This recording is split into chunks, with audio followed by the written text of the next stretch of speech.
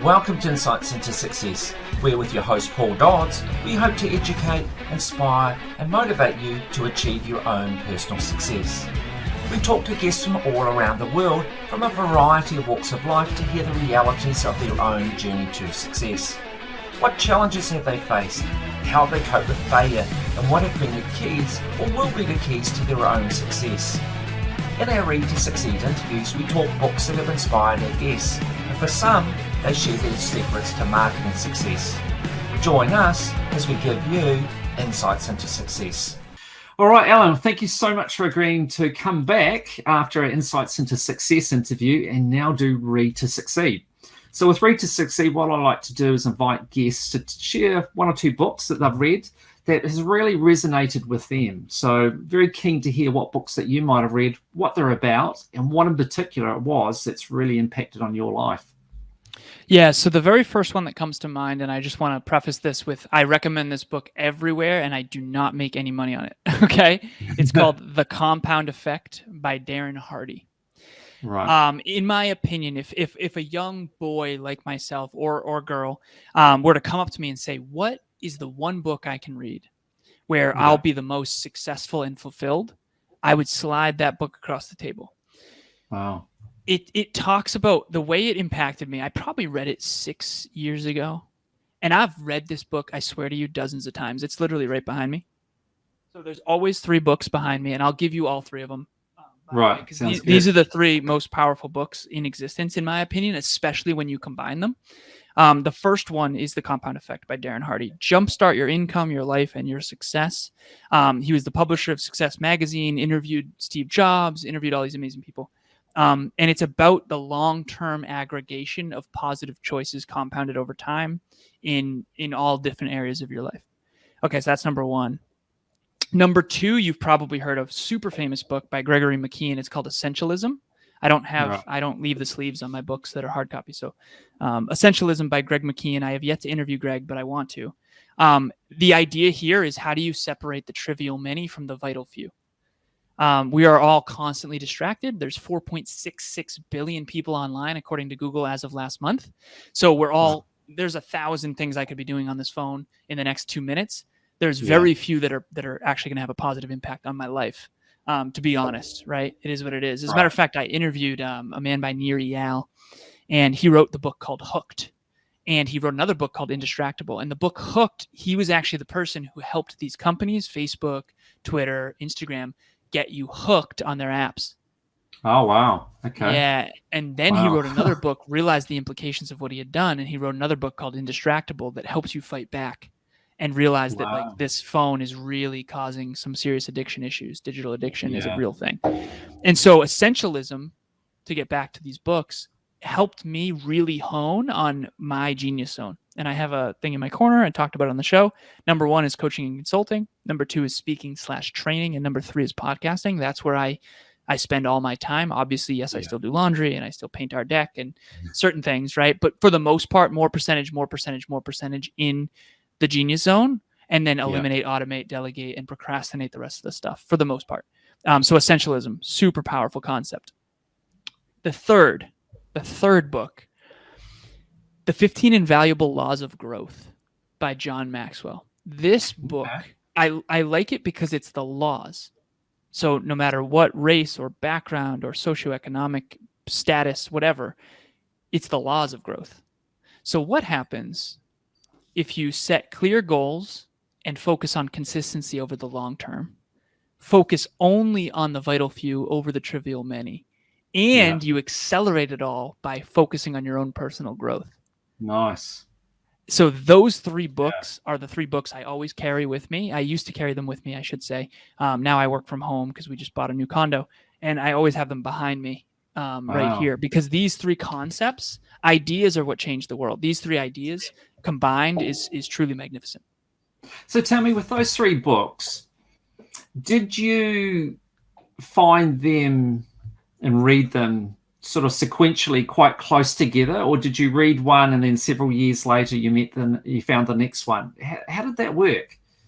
So I'm a voracious reader.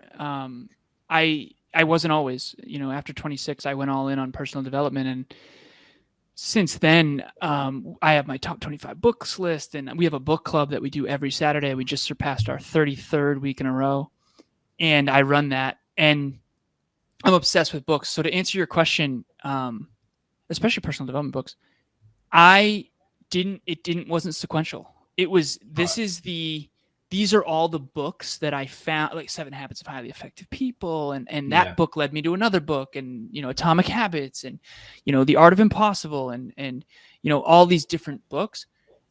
And then I kind of took all that knowledge and tried to curate it in my own consciousness and try to figure out how to succeed in my own fulfillment and impact and profitability. And that's when I realized that these 3 books are like, and I don't know when the epiphany came to me, but I remember deciding I'm going to carry these 3 books with me forever. I have a backpack right over there that I used to travel with. And I always had them in the backpack because I wanted to be a reminder of those 3 ideas. I think those 3 ideas combined are the most powerful thing in the world. And so, yeah, it happened over time. I'm not sure when it all clicked, but it's been years that I've had those 3 as my main 3 that I recommend to people. Yeah, no, the reason I asked that is just that, I was interviewing someone else, and they made a good point. They said that books can be of value to you if they come to you at the right time in your life. Like if you get a particular book and you're not ready for it, you may not get a lot of value out of it. But if it comes at that right time, then you can get a lot of value out of it. And there's also the suggestion that sometimes books can come into your life when you need them most as well sometimes. And I don't know if you believe in that sort of thing or not. But so I was just kind of interested to know how that happened, whether you planned it to be that way, you specifically chose those books, or whether they just came into your life at a particular time. They did. They came into my life very organically, and I couldn't agree more. The Top 5 Regrets of the Dying came into my life after my car accident at 26, when I was living in the regret of almost dying. So I think books come into our life at the right time for sure, if we're trusting our intuition and trusting those natural pulls that we have. There's one book I'm reading right now called Meditations. It's a famous book by Marcus Aurelius. And I remember reading this book, and it's like, oh my God, like this is exactly what I feel like I need to double and triple down on now, which is who am I when no one's watching? And how do I learn how to be my own unique version of virtuous? And that's really what that whole book is, really.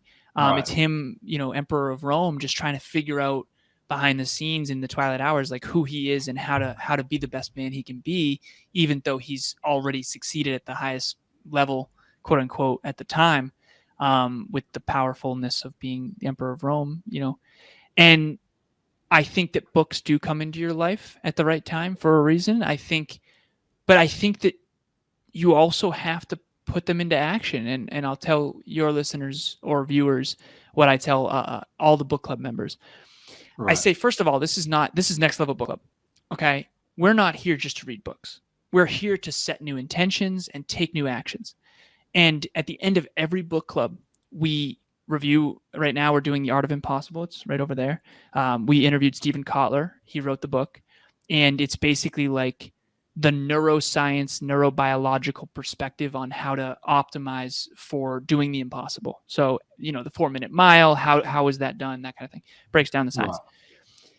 And so we read 2 chapters, and at the end of every single session, it's on Saturday, we have an intention that they put in the chat on Zoom.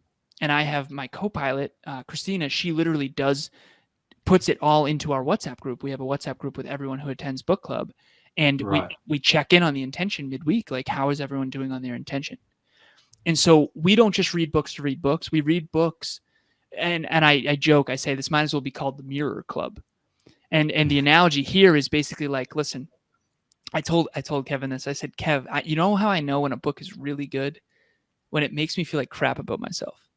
And I was kind of being playful, but I also, this book, The 15 Invaluable Laws of Growth, I'm telling you, when you read that book, you're going to feel bad.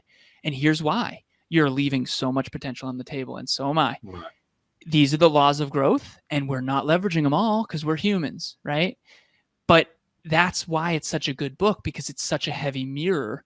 I often talk about the naked truth and how once a day I try to look in the mirror. We've got this skylight, and this big mirror. It's my girlfriend's, and I try to, maybe TMI, too much information, but I look in the mirror naked every day, once a day. Yeah.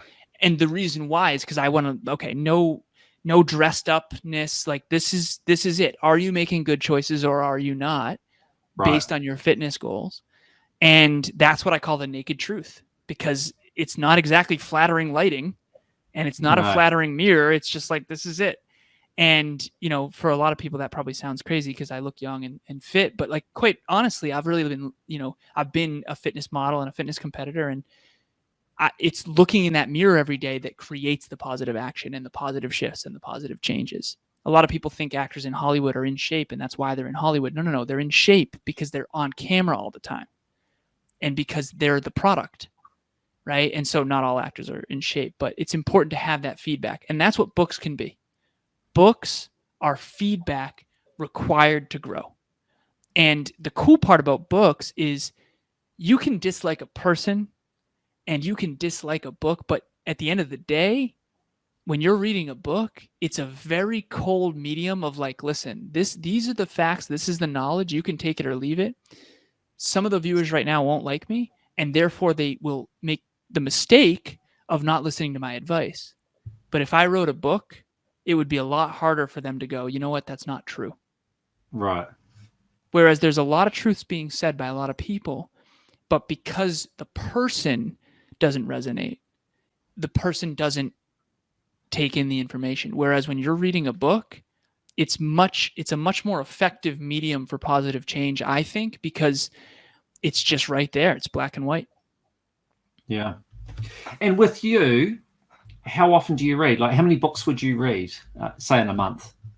I do Audible, so appreciate the question. So Audible is always on when I'm in the car. So my car doesn't move without gas and Audible, and or our own podcast, because I review that as well. And then every night before bed, I always have a book next to my bed on my nightstand, and occasionally I'll fall asleep without reading. But sometimes I read for an hour at night. Sometimes it's literally 5 minutes, and I'll fall right to sleep.